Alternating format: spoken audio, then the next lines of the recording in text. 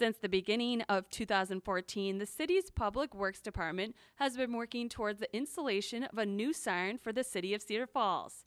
The demolition of Baker Hall building on the University of Northern Iowa's campus also brought the demolition of one of the city's sirens. Joe Subject, a traffic operations supervisor, explains how it took a partnership between the Public Works Department and another city company to make the installation of this siren possible.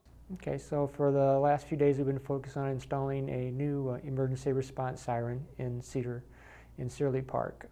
That was because of the demolition of Baker Hall on the UNI campus. There was a siren, and has been for many years, on the roof of the Baker Hall building, and with the demolition of that structure we had to find another location for a siren, and Seerley Park presented a good opportunity to do that. There was an existing wood pole in the park. It already had an electrical service ran to that pole, so cooperation with CFU, we were able to obtain a taller pole. The siren's mounted at 55 feet in the air, so we needed to find a little longer pole, and CFU was able to provide us with the pole and the assistance in setting the pole in Seerley Park, which we did this week. Together, CFU and the Public Works Department have worked towards the installation of the new siren in Seerley Park. However, patience is what they needed with the weather conditions.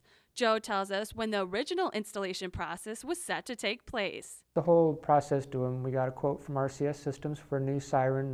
The equipment arrived sometime in January, and then we were looking for the appropriate weather to get into the park and do that, which was a bit of a challenge. We'd hoped to have the work done in February, but the sub-zero temperatures didn't go away until the end of the month, the first part of March. So we coordinated with CFU to have the pole delivered to our shop, and then our crews assembled the siren equipment and took measurements so that do as much as we could in shop, and then the rest of the installation was done in the field.